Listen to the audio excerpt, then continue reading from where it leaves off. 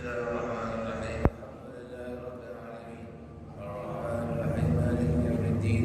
Iyyaka na'budu wa iyyaka nasta'in. Ihdinas siratal mustaqim. Siratal ladzina an'amta 'alaihim ghairil maghdubi 'alaihim waladdallin. Amin. Ta'allu ta'lim wa tadabbur wa tadhkir. Ana ba'd wal ibad. Al-istighala wa hadar min kitabillahi al-'azim wa sunnati rasulih. Wa du'a ila huda wa akhirati qawlillahi ta'ala.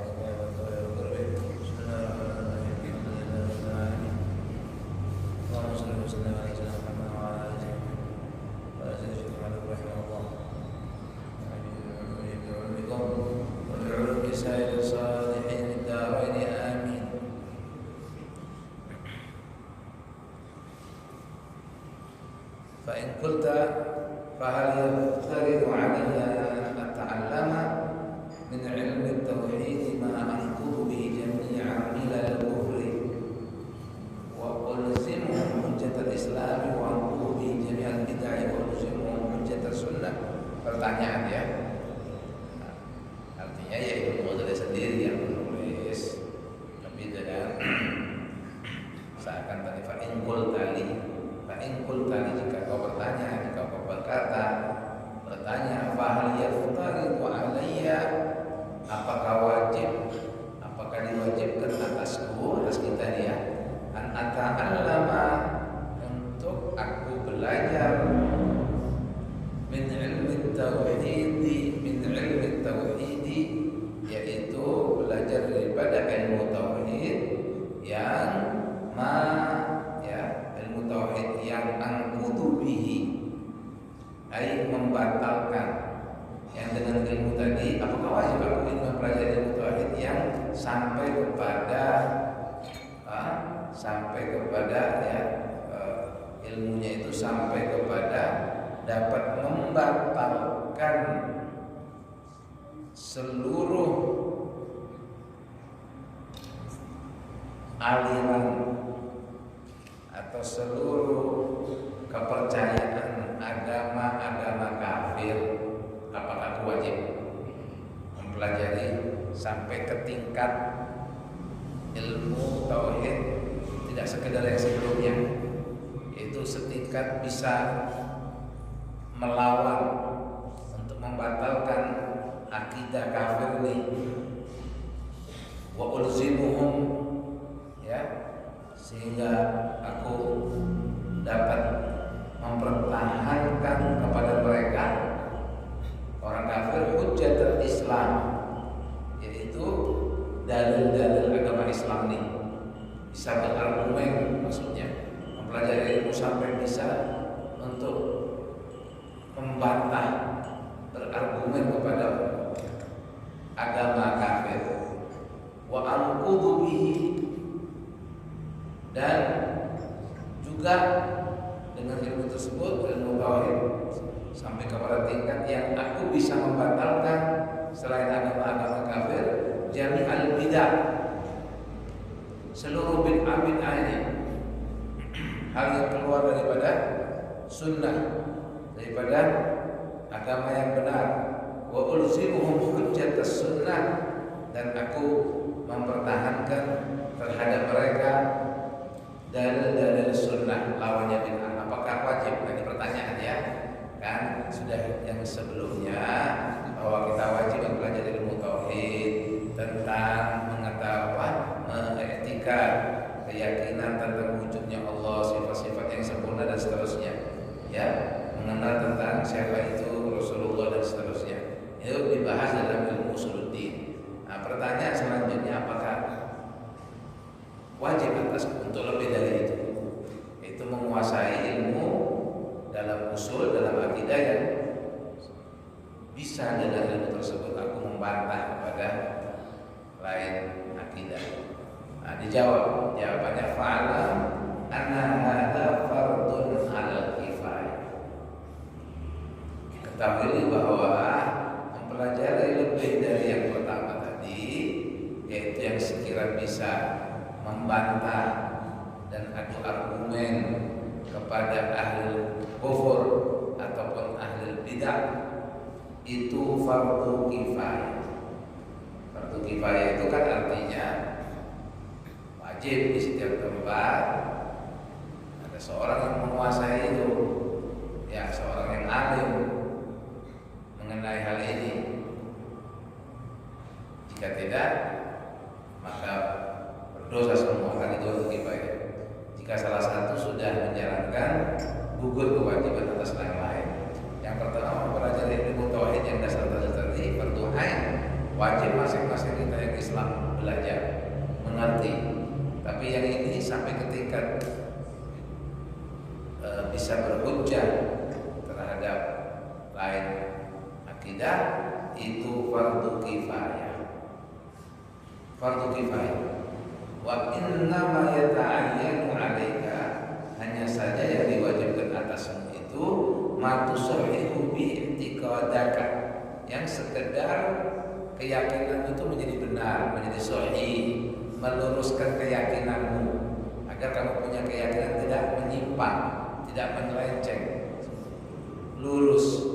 Ya sekedar itu yang kamu wajib belajar. Fi usulid dini, di dalam pokok-pokok agama, la ghaira, tidak ada selain itu. Tidak wajib lebihan dari ini, yaitu sekedar membenarkan akidahmu.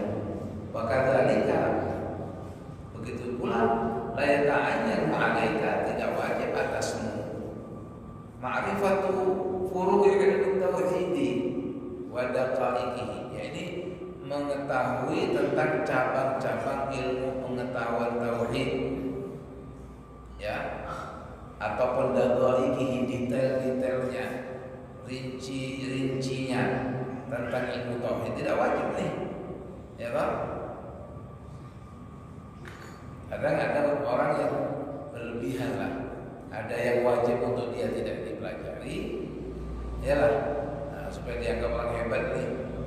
Bicara hal yang seakan dia mengerti ilmu yang tinggi dalam ketuhanan dan ya kan? Padahal yang wajib ditinggalkan.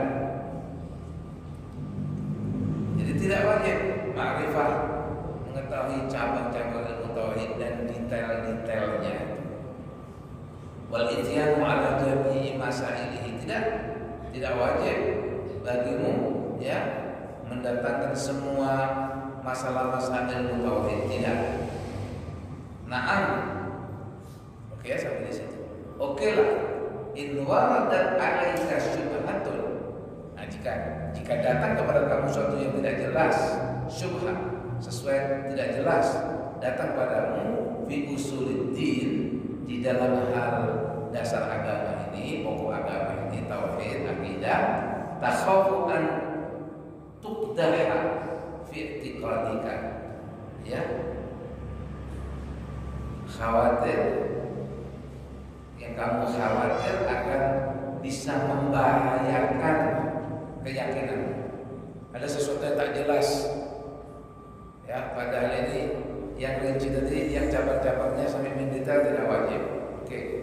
Tapi kalau kemudian ada sesuatu yang rancu, tidak jelas, khawatir ini bisa membahayakan etikotmu, keyakinanmu, maka fa'ayata'ayyin 'alaika halu tilka syubhat. Sekadar yang kamu tidak paham itu, yang kamu tidak jelas, wajib atasmu halu, ya,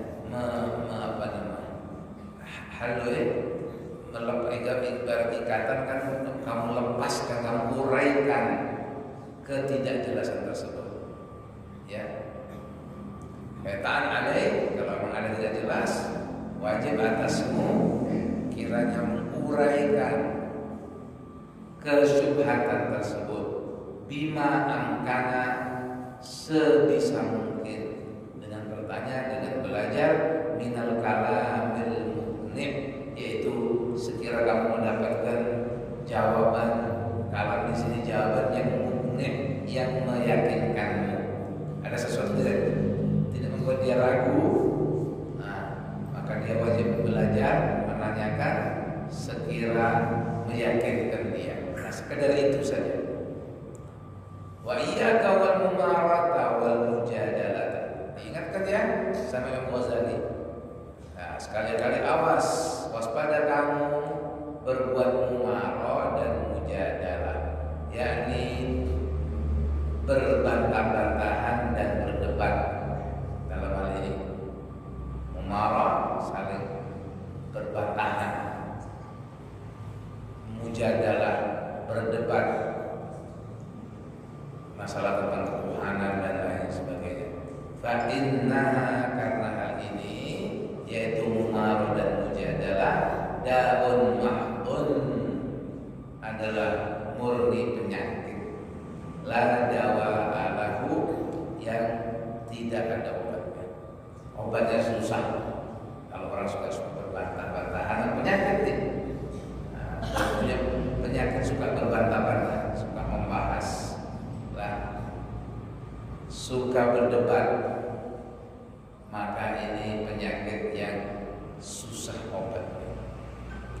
Fahtaris minhu juhdak, maka berwaspadalah, jagalah diri dengan sungguh-sungguh. Ijtanib minadda, kamu jauhi penyakit ini. Ijtinabas sum al-ghatir, sebagaimana kau menjauhi racun yang bisa membunuh. Jaga diri juhdak, dengan sekemampuan, segenap upayamu untuk menjauhi penyakit ini, yaitu penyakit suka berbantah-bantahan dan suka berdebat. Fa inna man irtadahu lam yuflih, karena sungguh siapa yang mengenakan ini, irtada berselendang ini, maksudnya melakukan ini kan ya,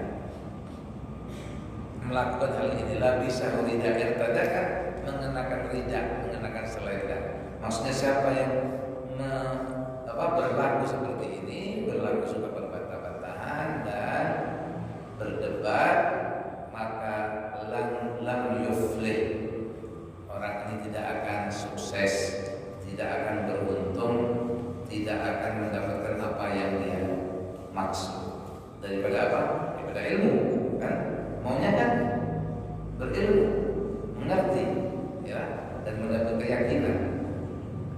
Tapi kalau dengan jalan berbantah-bantahan dan saling berdebat, suka debat biasa, lam yuflih, maka tidak menguntungkan. Artinya merugikan, bisa menjadi orang rugi. Illa, karena berpenyakit ini ya susah obatnya.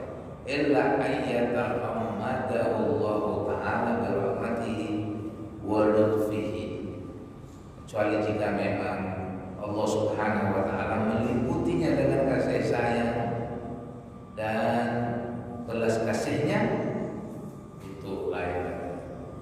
Di obatnya ya rahmat Allah tadi. Kalau tidak, menjadi orang. Sampai di sini.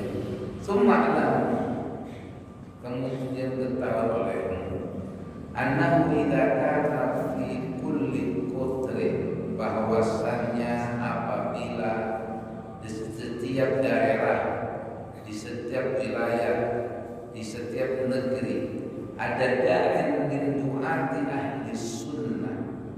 Ketahui selesai tadi ya, ya. Ketahui olehmu bahwa apabila di setiap wilayah, di setiap negeri, setiap kota ada da'in, ada seorang da'in. Da'in ini penyeru, arti sebetulnya orang yang menyeru, orang yang memanggil. Da'i, dakwah itu kan panggilan, dakwah itu seruan. Jika di suatu negeri ada da'i, ialah da'i, yaitu seorang mursyid. Da'i ini seorang yang mengajak orang, mengarahkan orang lain kepada jalan kebenaran. Al-mursyid ila tariqil haq, seorang pemberi petunjuk. Yang dimaksud dai di sini lah. Ya, kalau dari nama sebutan kita ya, walaupun di TV juga banyak dai cilik, yaitu ngarannya penceramah. Yang dai itu tukang ceramah. Yaitu silahkan secara bahasa televisi ini yang sesungguhnya. Wada'i ilallahi bi'idnihi, sebagaimana Rasulullah SAW kan dia dai. menyeru orang, mengajak umat, mengajak kaumnya ilallah, menuju kepada hak, pada mengenal Allah, kepada ma'rifat Allah, mengenal kepada apa? Menjadi hamba yang sesungguhnya. Itu dai. Jadi ini aslinya. Jika di setiap wilayah ada dai yang sesungguhnya mengajak orang kepada kebenaran, min du'ati ahli sunnati, daripada doa yakni para dai, doa jamaknya dai. Jika ada seorang dai, seorang saja di satu negeri, daripada dai-dai ahli sunnah, ya ahli sunnah ini kan lawannya ada bid'ah ya. Kalau lawannya sunnah kan bid'ah ya. Kita memohon sama Allah, kita termasuk ahli sunnah. Tapi sementara ini kan kita mengaku itu ya, mengklaim diri kita ahli sunnah. Kan ternyata ada juga mereka yang mengaku Islam tapi ahlul bid'ah, yalah.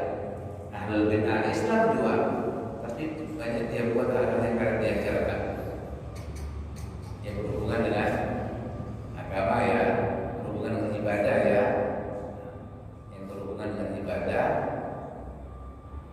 Apalagi utamanya ahlul bid'ah yang disebut seringkali itu yang mempunyai akidah yang menyimpang, bukan sekadar amal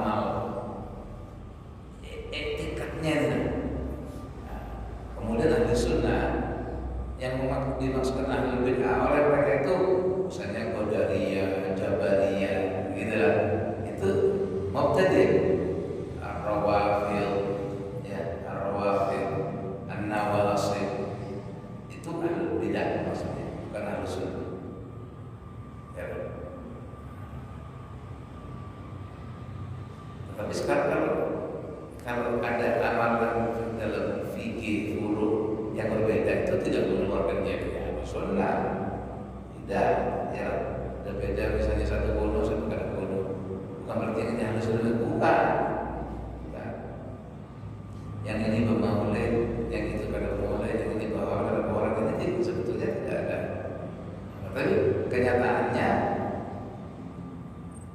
sebagian muslimin kan mengatakan yang lain yang tidak sesuai amalnya dikatakan ahlul bid'ah. Kita nih yang mengamalkan ziarah, tahlil, maulid kan kita dibilang mereka ahlul bid'ah. Jadi kita nih dibilang ahlul bid'ah. Yang mana yang benar kan? Bukan kita kemudian mengaku kita yang ahlus sunnah, selainnya bukan. Tidak ada mereka ahlus sunnah juga. Karena ahlus sunnah ini ya, yang selain ya, ahlus sunnah itu merujuknya kepada Asy'ariyah atau Maturidiyah ya, Maturidi, Ibnu Maturidi dan Abu Hasan al-Asy'ari kan. Pengikut 4 imam Maliki, Hanafi, Syafi'i, Hambali itu semua ahlus sunnah.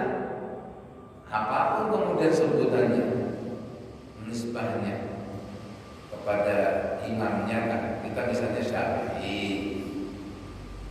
kemudian ada organisasi kan, jadi menjadi simbol organisasinya itu masih dalam ahlus sunnah. Kita sering salah misalnya yang di Hijaz sekarang Al-Sa'ud, keluarga Sa'ud itu memang mereka kemudian mengikuti ajaran, ada perbedaan sama kita di dalam thariqahnya. Dan disebut pada Muhammad bin Abdul Wahhab yang kemudian kita sebut Wahabi. Atau sekarang ada sebutan baru Salafi. Mereka yang berekspresi Salafi itu, mereka maksud Salafi itu para sahabat. Mereka menisbahkan diri mereka, ajaran mereka kepada para salaf, yaitu para pendahulu, maksudnya sahabat. Yang tidak sama dengan mereka, tidak salafi kita ini tidak mengikut para sahabat Nabi, sehingga kita ini ahlul bid'ah. Ya. Nah kita Kita tidak menyebut mereka ahlul bid'ah, tidak. Pada haknya apa? Sama-sama ahlus sunnah, sesama ahlus sunnah.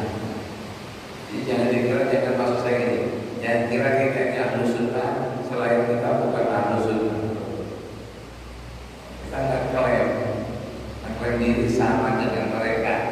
Mereka mengklaim diri ahlus sunnah, selainnya bukan. Kita sama jadinya dengan mereka. Kalau kita merasa kita aja yang ahlus sunnah, kita ini disitu mereka ahlul bid'ah kok. Ya lah. Jadi kita berusaha ma'alaihi ana wa ashabi. Rasulullah kan mengatakan seperti itu, sesuai dengan apa yang aku bawa dan diajarkan oleh para sahabat. Ini disebut ahlus sunnah. Ya. Timbul ini sebutan ketika Imam Abu Hasan Al-Asy'ari ini yang asalnya juga berguru kepada gurunya Al-Jabari yang Mu'tazilah. Dulu yang Abu Hasan Al-Asy'ari ini yang kita ikuti Mu'tazili, dia punya guru. Jadi ketika kemudian dia terbuka tentang ya hanya klaim ini ya, tentang kebid'ahan i'tiqad Mu'tazili. Lah, kebid'ahannya i'tiqad Mu'tazili, dia raja'a ila sunnah. Begitu asal penamaannya, raja'a ila sunnah. Dia merujuk kepada sunnah, rujuk kepada sunnah dari yang bid'ah, kayak keyakinan wa madawu ilaihil jamaah, dan kemudian banyak diikuti oleh kelompok orang jamaah sehingga disebut ahlus sunnah wal jamaah. Di sini tidak ada kata-kata jamaahnya, ahlus sunnah. Artinya kemudian kita meminta sama Allah, wa amitna ala sunnati wal jamaah. Tidak ada khairat agar doa itulah juzuli, tapi Allah matikan aku ya di dalam golongan ahlus sunnah wal jamaah. Tapi kan supaya mati di golongan ini. Tapi kita jangan merasa ya. Sekarang kita ini mengaji dan mengikuti itu, bukan merasa. Kalau merasa sudah merasa benar nih. Jadi semuanya ngaku ahli sunnah yang Islam. Sekarang ini semua ngaku ahli sunnah, yang beda dengan mereka dibilang ahlul bid'ah. Padahal tidak seperti itu. Ya, ahlus sunnah maksudnya di sini bukan ahlul bid'ah. Ahlul bid'ah yang kita pahami di sini yang dimaksud lawannya ahlus sunnah, kelompok yang mempunyai i'tiqad ya, yang tidak sesuai sunnah. Kita mengatakan apa itu? Qadariyah, Jabariyah, Mu'tazilah, Syiah mula, disebut rawafid. Tidak sekedar Syiah kan, tapi rawafid, yaitu yang mengklaim diri Syiah, pengikut Ahlul Bait, tapi membenci para sahabat. Itu. Nah, ini pakai nama aja nih. Nah, sama aja dengan Nasrani kan, Nasrani pengikut Nabi Isa. Sampai sekarang mereka juga Nasrani namanya, tapi kan apakah sesuai dengan para sahabat Nabi Isa? Kan tidak. Jadi aslinya kalau Syiah dulu memang ada pengikut Ahlul Bait, bukan aliran, bukan madhab. Sebutan orang-orang yang mendukung Sayyidina Ali awalnya itu. Jadi sebutan ini baik saja sebetulnya, tidak berhubungan dengan akidah apa-apa kan. Tapi kemudian ada sekte dari yang mengaku pencinta Ahlul Bait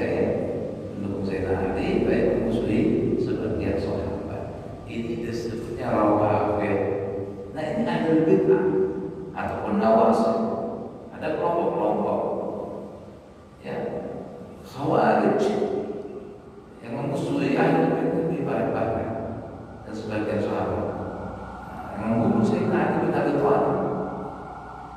Itu kelompok Khawarij. Jamak dari Khawarij, keluar. Nah ini akidahnya menyimpang. Ini Ahlul Bid'ah. Lawannya Ahli Sunnah yang di sini Ahlul Bid'ah. Jangan kalau saya terangkan ini, jangan kita kerasa kita Ahli Sunnah terus organisasi ini kita anggap mereka yang bukan Ahli Sunnah. Ada Ahli Sunnah semuanya ini. Ya lah. Kita ini tidak diakui oleh mereka sebagai Ahlus Sunnah. Kita tidak diakui. Oke lah. Nah, kita tidak tahu siapa ini. Dan bukan Ahli Sunnah. Kemudian kita bertekad husnudzon sama kita guru. Ya lah. Ahlus Sunnah dari misalnya kita kenal siapa guru kita di sini sekarang.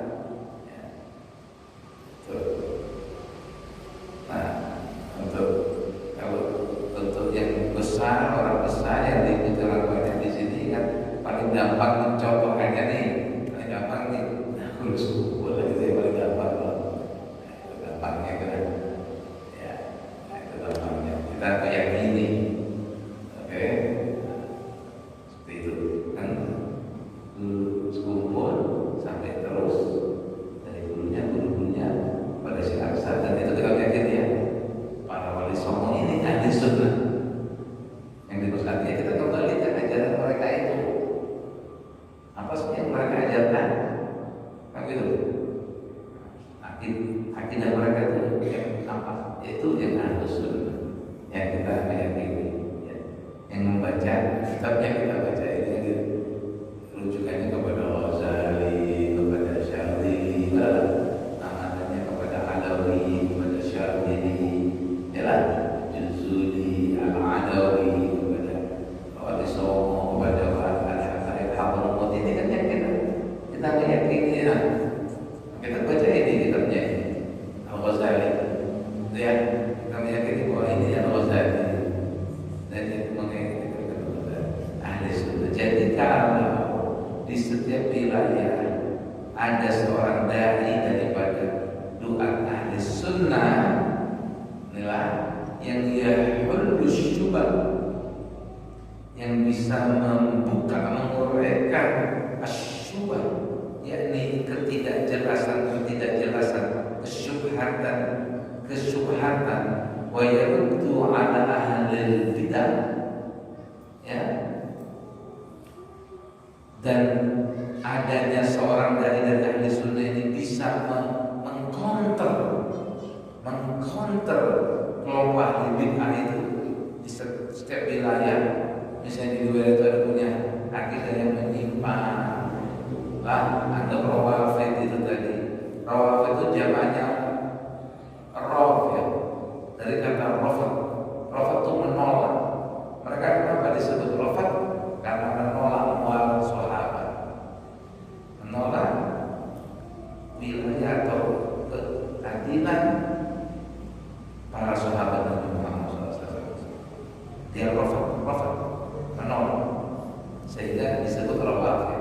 Misalnya di setiap wilayah ada orang rawafid nih, ya ada dari Ahli Sunnah walaupun satu di wilayah tersebut kiranya bisa mengkonter atau ya bisa membantah, mengkonter ahli bid'ah, wa yastaqillu bihadzal ilm, dia yang menyandang nih, dia sendiri si dai ini yang menyandang ilmu ini, ilmu argumen, ilmu hujjah untuk membantah para ahli bid'ah ini, ya. Wa yusaffi quluba ahlil haqqi, sekira seorang dai ini bisa membersihkan hati, maksudnya keyakinan kelompok yang hak, kelompok yang benar, yaitu Ahli Sunnah, dengan sebab pengkonterannya tadi, dengan sebab seorang dai mengkonter itu bisa menjaga hati ahli hak, kelompok yang benar, an wasabisil mubtadi'ah, yaitu membersihkan hati mereka dari was-wasnya ahli bid'ah. Nah, kan ahli bid'ah was-was ini, ya, ahli bid'ah ini was-wasin akidah orang, membisikkan akidah-akidah yang bisa membuat dia menyimpang. Itu was-was namanya, was-was, mewas-wasin.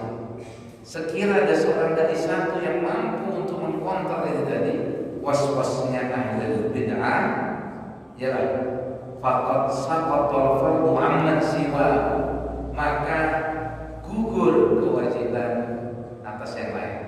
Nantilah dia mau menjelaskan tentang hukumnya mempelajari lebih dari yang pertama, itu fardu kifayah.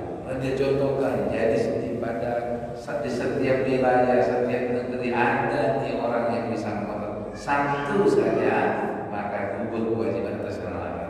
Apalagi lebih dari satu, bagusnya semakin banyak doa, semakin banyak dai ahli sunnah, ya semakin bagus. Kasihan satu saja yang menyandang, satu saja yang menghadapi, misalnya, ya semakin banyak dai. Tapi tentang hukum nih, hukumnya kan tadi fardu kifayah atau fardu kifayah, karena kalau di wilayah tersebut, di negeri tersebut tidak ada berdosa semuanya. Begitu kan maksudnya arti fardu kifayah. Harus didatangkan dai.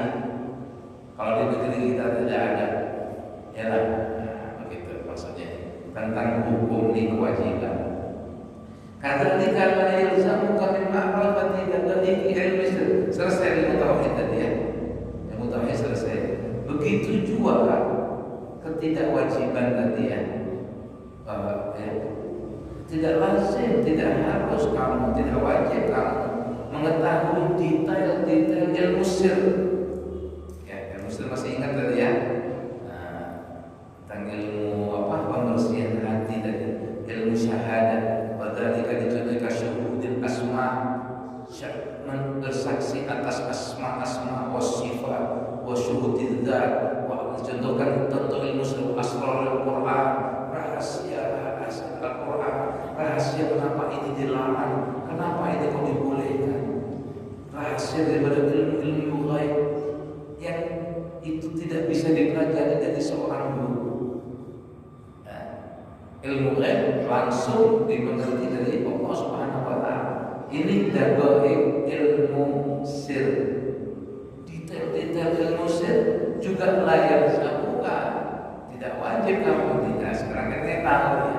Silakan kalau mau mempelajari itu, anggap itu di tingkat yang keempat, kelas sanawiyah, setelah ibtidaiyah selesai. Ini ada orang nih, kata pernah ngaji ibtidaiyah,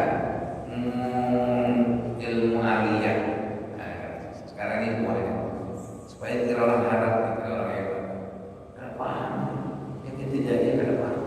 Nah, jadi mengingat kita kadang-kadang yang kadang wajib kamu. Bukan kada boleh, kada wajib. Nanti kalau kamu sudah lulus ibtidaiyah, baru dia. Nah, karena apa? Ini telbis apa? Salah satu caranya iblis itu untuk mengecohkan orang malas-malas yang tidak mau ngaji, yang meremehkan ilmu yang dasar, malas. Ya tinggal baca buku, ngobrol sedikit, yang di buku terjemahan dia sampai kendali orang, ya semua orang bisa ngomong, semuanya bisa ngomong, jadi bukan omongan. Ya, jadi tidak wajib. Wajibnya syariat aja lebih misalnya seluruh penjelasan tentang ketakjuban hati, ya, ilmu batin, ya, yang ini juga dibahas oleh Imam Ghazali dalam Ihya Ulumuddin. Diingatkan di sini di juz ketiga tentang ajaibul qalb, ketakjuban, keajaiban hati. Illa ma yufsidu alaika ibadatan, yang kamu wajib pelajari yang sekiranya ilmu hati ini sekiranya bisa merusak ibadahmu, kan begitu nih yang kemarin. yang terlalu, pelajaran yang terlalu, dia ingatkan ilmu sir itu supaya kita menjaga hati kita daripada sesuatu yang bisa merusak kita punya ibadah. Yalah, seperti ria, ujub, pencitraan dan lain-lain. Dia amal ini menjadi orang, dia bangga sama dirinya, dia buat sesuatu untuk sum'ah supaya orang dengar, sehingga syukur, sehingga populer, viral. Nah ini dari hati, gitulah. Jadi itu wajib kamu pelajari. Yang yufsid alaika ibadah yang bisa merusak ibadah, tapi lebih dari itu tidak wajib. Fayajibu alaika ma'rifatuhu litajtanibahu, maka wajib kamu mengetahuinya, yaitu sesuatu yang bisa merusak ibadahmu itu. Untuk apa kamu pelajarinya? Untuk kamu jauhi, supaya kamu tidak merugi, supaya kamu tidak sengsara, supaya kamu tidak binasa. Wa ma yalzamuka fi'luhu, ya, itu memang lazim juga. Yang wajib kamu lakukan kan ikhlas, supaya bersikap ikhlas, berbuat segala sesuatu hanya semata-mata karena Allah, tidak menyentuhkan Allah. Dia ikhlas itu tidak menyekutukan Allah, tidak ada sekutu bagi Allah. Yalah, karena bagi orang arif, itu seperti itu, ria itu sudah syirik itu. Beramal sesuatu berbuat untuk orang, itu syirik, menyekutukan Allah, karena ikhlas. Itu kamu wajib belajar, harus kamu kenal ikhlas itu apa, ria itu apa, supaya ria kamu jauhi, ikhlas kamu jalan. Nah itu saja, itu ilmu sir kan, ilmu sir. Seperti ikhlas, walhamd. Alhamd kan memuji, artinya hamd itu pujian. Tapi ini bukan sekedar apa? Sekedar pujian di lisan. Ini sirnya pujian, memuji Allah. Wasyukur, ya, sirnya bersyukur itu seperti apa? Wa tawakkul, pasrah diri, menyerah diri, wa nahwi dzalik.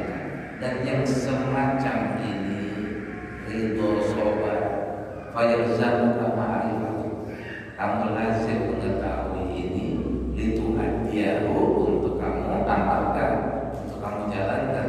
Yang tadi kamu pelajari untuk kamu jauhi, yang ini kamu pelajari untuk kamu laksanakan. Wa amma masih wa fala, lebihan dari ini, yakni ilmu sir juga ngarangnya, tapi tidak berhubungan dengan yang bisa merusak ibadahmu, maka tidak wajib. Ini Imam Ghazali lagi mengatakan, menjelaskan yang terdahulu, apa yang wajib kamu pelajari karena cerita apa ini. Berarti orang meninggalkan kewajiban. Dasar ilmu tauhid, dasar ilmu fikih, kalau ditinggalkan dia berdosa orang ini, meninggalkan kewajiban.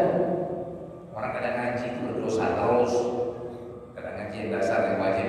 Fardu ain sholat Islam, syahadu an la ilaha illallah wa syahadu anna rasulullah. Kadang ngaji, jadi berdosa terus, amalnya ditolak. Amal itu yang fardu ain. Ini mau membatasi kamu saja. Kita paham, ini wajib. Tidak boleh tahu laki perempuan siapa saja, siapa dia, apa jabatannya, berapa usianya, wajib. Lebihannya tidak wajib. Bagaimana kalau ini bukan ma'rifatu sa'id Abu berfikih misalnya. Nah ini fardu kifayah. Fardu kifayah. Tidak lazim bagimu mengetahui seluruh bab fikih. Nah, ini kelewatan. Kalau ada pesantren, santri yang kadang-kadang kesibukan lain, bukan sekedar ngaji seminggu sekali, sebulan sekali, tapi setiap hari di pesantren yang mana isinya adalah ini kelewatan nih. Kalau sampai bab fikih aja, kadang sampai hatam kita fikih, dari mulai tohar sampai etik. Fikih itu kan kita fikih dari mulai bab suci sampai etik pemerdekaan budak, walaupun kita ada budak. Kita ini kadang belajar, kita wajib belajar tentang perbudakan, tapi di fikih ada. Ya, jadi kan oke lah. Tapi kalau untuk orang yang mondok, ada dai-nya di situ, ya, si guru di situ. Kadang melewati, kalau lulus ya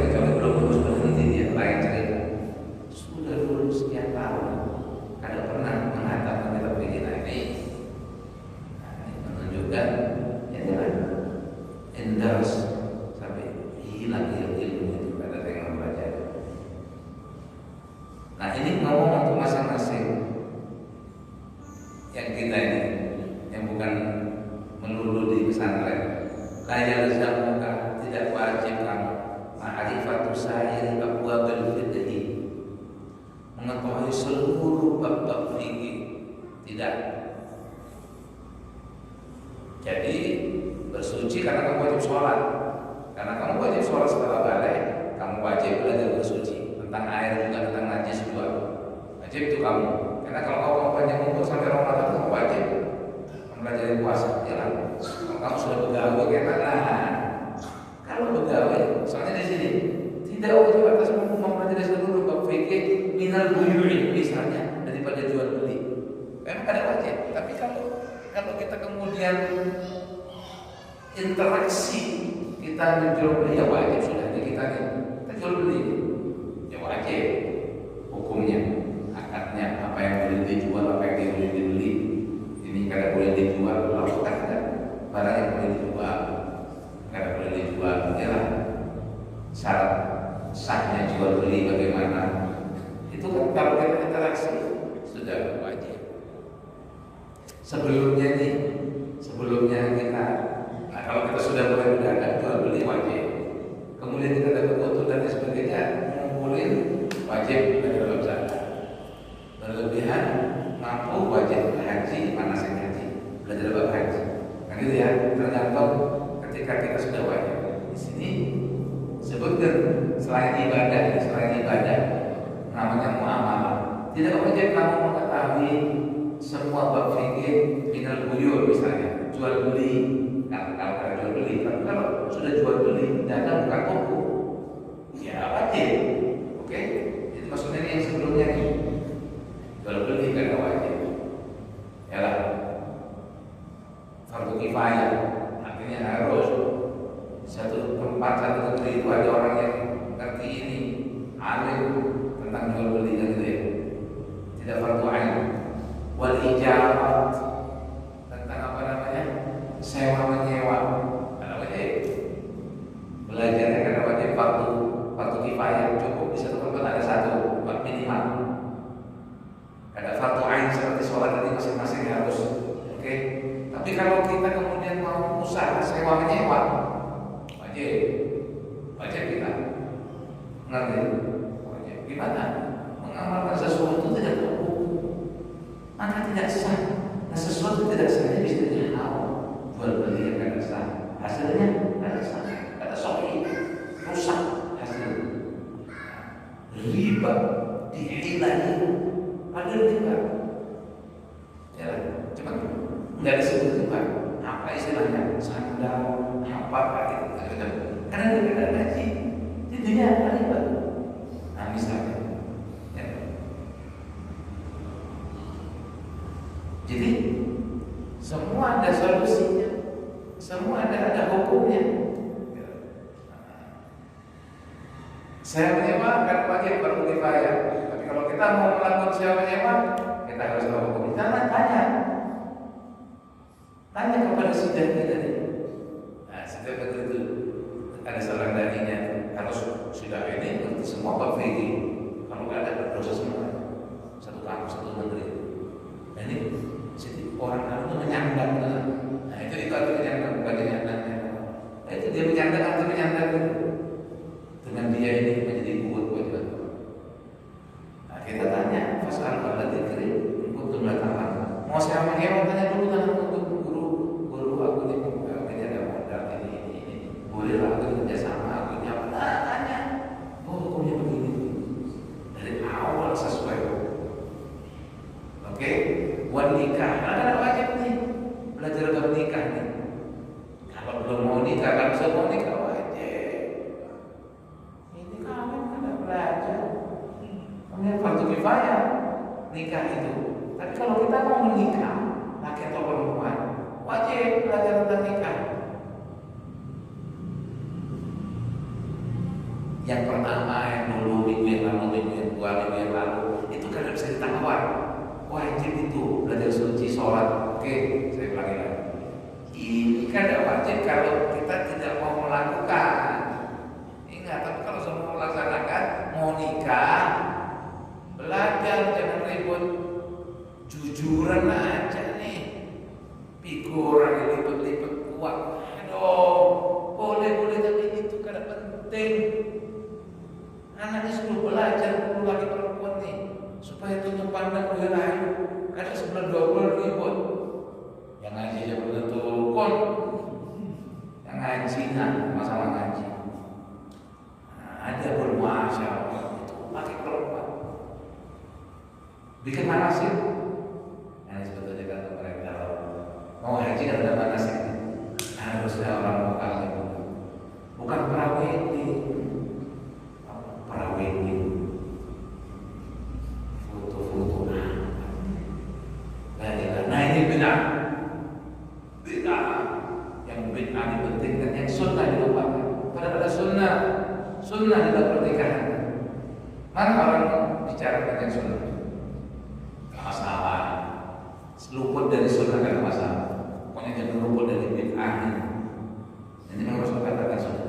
Akhir zaman yang bid'ah itu sudah dianggap sunnah, sehingga kalau ditinggalkan orang kok ada begini, kok ada begitu. Bujur, mudah kan kita ngaji. Nah ini tadi kita ingin ahli sunnah. Maka saya belum tentu kita ahli sunnah. Ahli sunnah karena sekedar sebutan ya ahli sunnah. Kita ahli sunnah. Mentang-mentang di masjid kita saya di luar udah tulis sih ahli sunnah jamaah. Oh bukan itu. Tulisan itu. Wujud kagak namanya ahli sunnah. Ya lah. Sekarang banyak orang KTP-nya Islam, ada Islam. Ya loh. Banyak loh. KTP-nya Islam. Bukan jaminan tuh. Nah, kita minta sama Allah taala ilah orang muslim. Nanti wujud Islam. Bukan KTP-nya ahli sunnah wujudan. Jangan ngaklaim diri ahli sunnah berharap jadi ahli sunnah. Jadi mau nikah itu ngaji dulu. Manasik dulu ibaratnya kalau itu manasik. Pokok yang dasar-dasar wajib-wajib. Ya lah. Nah, kalau masalah ruwet ngerti aja kok. Rukunnya nikah itu ada wali satu, wali mesti satu lah wali perempuan. Ya loh, wali dua saksi madhab Syafi'i ini nanti ada maharnya, ada sihotnya, sudah selesai. Ya tahu semua orang KUA cukup di KUA. Kalau itu tidak muasyarah bil ma'ruf wa ashiruhunna bil ma'ruf. Dalam Al-Quran imsak bil ma'ruf wa tasrih bi ihsan. Kamu pegang dia perempuan itu dengan kau pergauli dengan baik, atau tasrih bi ihsan, atau kau lepas dia juga dengan baik. Al-Quran ini diingatkan kalau nikah, diingatkan oleh si walinya, naibnya. Pakai bahasa Arab, uzawijuka, apa artinya? Uzawijuka ala ma'amara Allah, ya Abdullah. Misalnya inilah mau dinikahkan ibu, wahai Abdullah, uzawijuka, aku kawinkan engkau ala ma'amara Allah sesuai dengan apa yang Allah perintah. Apa perintah? Min imsakin bil ma'ruf. Kau pegang dia, istrimu nanti halalin. Habis kamu mobil itu dia halalin. Sebelum mobil itu haram nih, berapa ini ada haram tuh. Setelah ya. Nah kalau sebelum mobil itu baru halalin. Imsak bil ma'ruf. Kamu pegang dia dengan kamu berbuat baik. Atau tasrih bil ihsan, atau jika harus dilepas.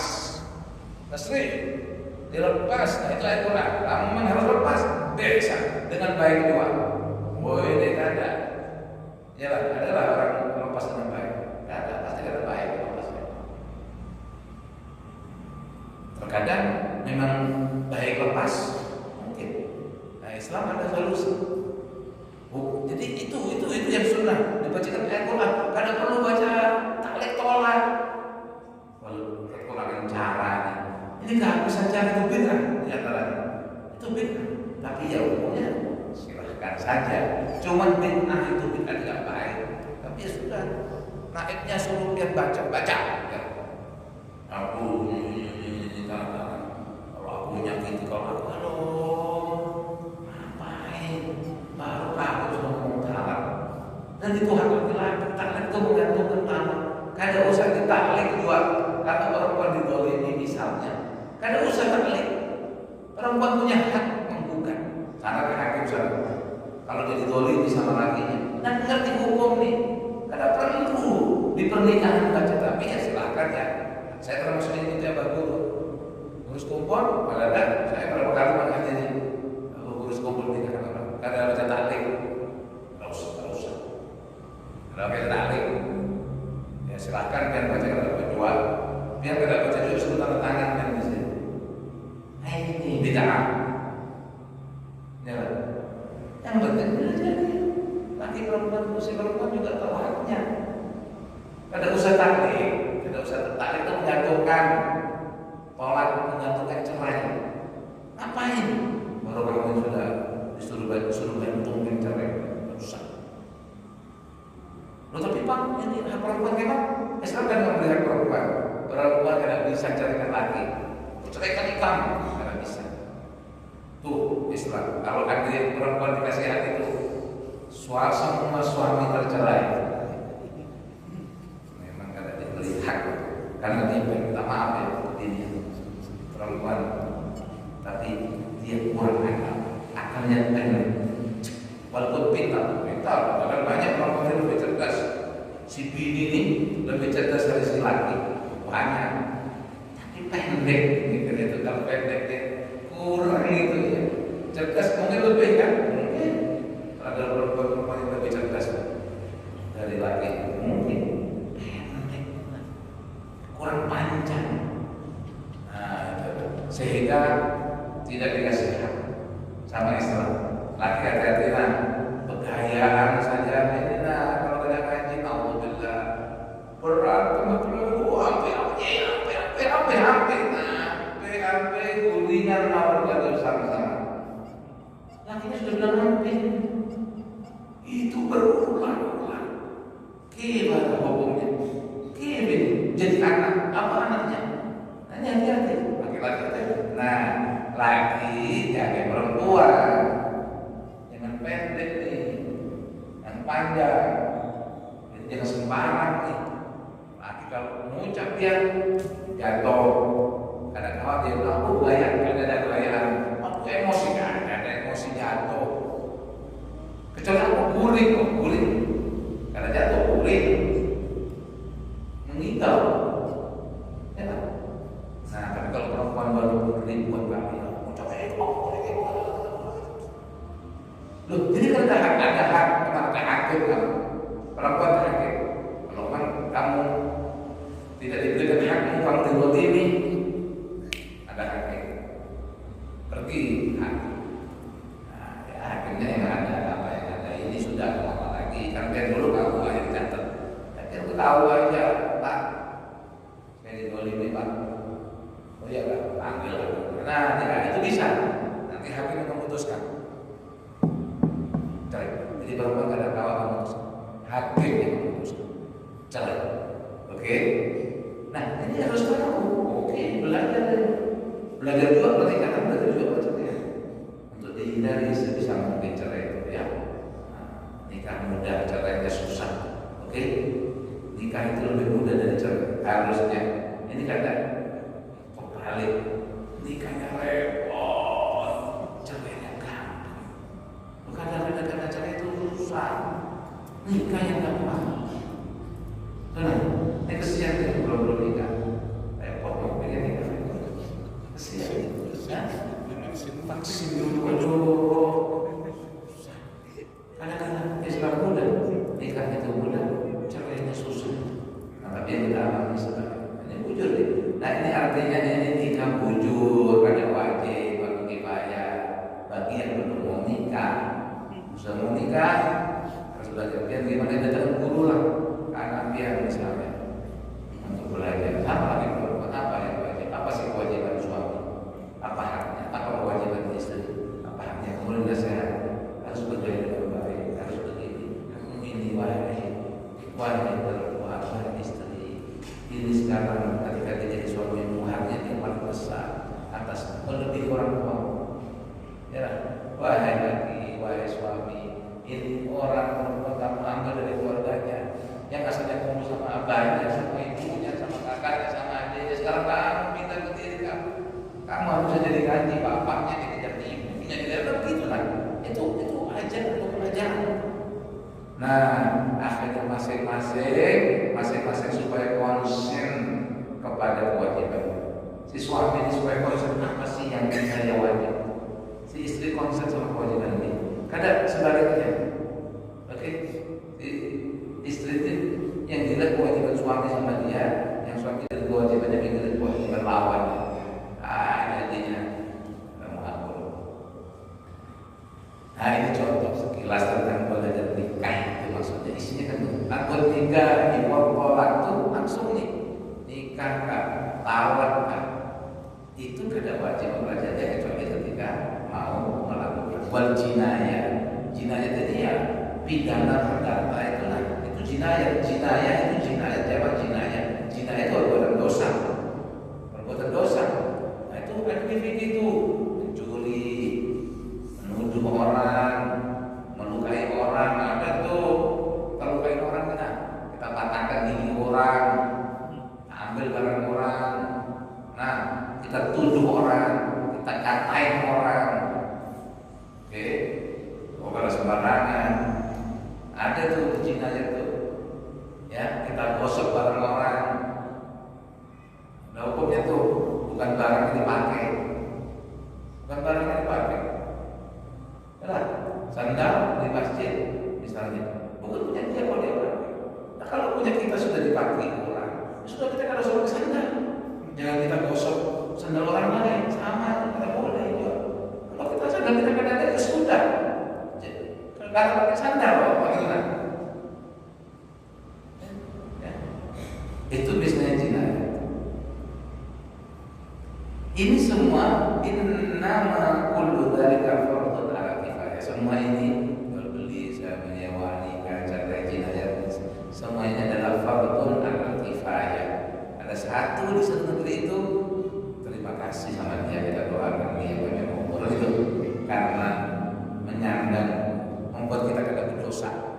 Apalagi bagus sekali di setiap daerah banyak ulama salaf, dai-nya banyak, apalagi bagus lagi, lebih bagus. Tapi tidak masing-masing kita wajib, itu ya yang lagi menjaga. Fakir kota sampai di